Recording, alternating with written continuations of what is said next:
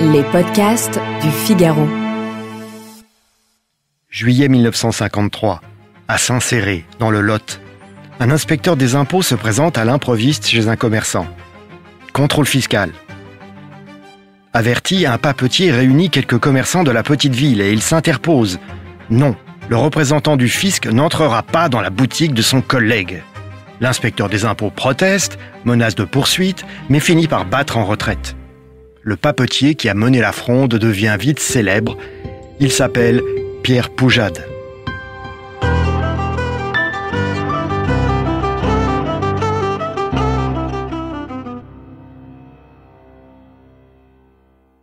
C'est un homme fort en gueule, truculent, très virulent, habitué aux attaques de personnes dans ses discours. Poujade s'impose comme le porte-drapeau des artisans commerçants. Le papetier lève l'étendard de la révolte contre les agents du fisc. À en croire Poujade, commerçants et artisans sont écrasés de charges, d'impôts, de tracasseries administratives. Ils fondent un syndicat pour les défendre. Son succès est foudroyant. 400 000 adhérents en 1955. Poujade remplit un stade entier. La raison en est simple. Ces travailleurs indépendants, qui étaient très nombreux dans la France des années 50, ont peur du déclassement. Ils voient les mutations de la société et de l'économie française.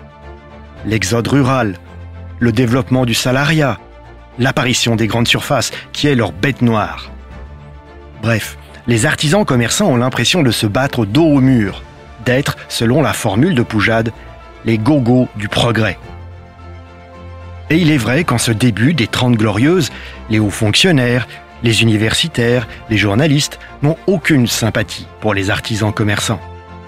Ils regardent de haut ces métiers qui leur paraissent condamnés par la modernisation du pays. Pour eux, cette fronde qui secoue la France, c'est un combat d'arrière-garde. De son côté, Poujade ne fait pas dans la dentelle, ni dans la nuance. Il conspue les parlementaires, tous incapables ou corrompus à ses yeux.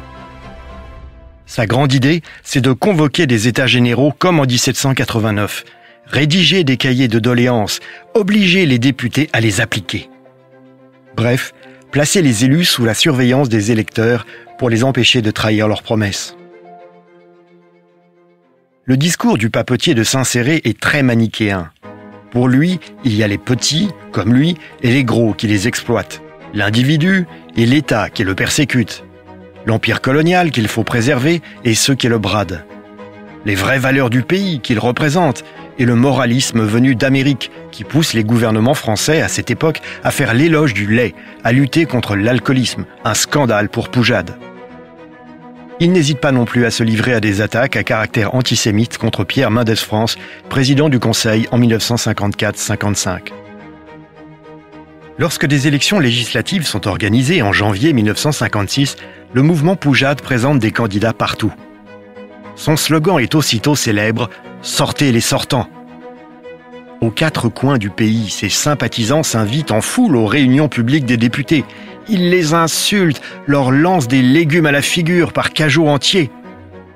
Voilà ce que déclare Poujade lui-même dans un meeting de campagne. Pas un ministre, pas un président du Conseil, de la droite, de la gauche, les rouges, les blancs, les verts, on a tout foutu dans le même sac. Et on a dit au pays, ce sont des salauds, le meilleur ne vaut rien. N'allez pas discuter s'il est à droite ou s'il est à gauche, foutez-moi tout ça et on triera après. Et voilà un extrait de son tract électoral. Si vous êtes satisfait de vos élus, si vous vous résignez à la décadence, à la ruine et à la servitude, restez chez vous.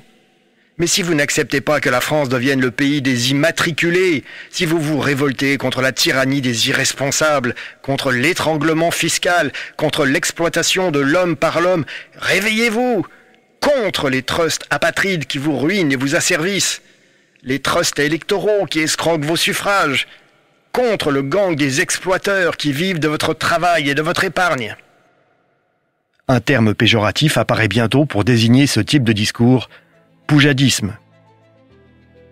Mais à la surprise générale, aux législatives de janvier 1956, les listes de Poujade obtiennent 11% des voix et 52 députés à l'Assemblée nationale. Parmi eux, un certain Jean-Marie Le Pen, âgé de 27 ans, est élu à Paris. Le mouvement Poujade fera bientôt long feu. De façon inattendue, en 1981, son fondateur appellera à voter pour François Mitterrand. Il sera nommé par le nouveau président au Conseil économique et social. Mais dans la France des années 50, Poujade a incarné une colère impressionnante qui a marqué son époque.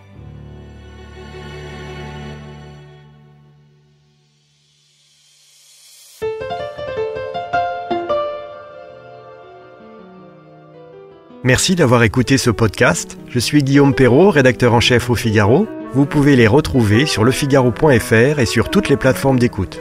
À bientôt.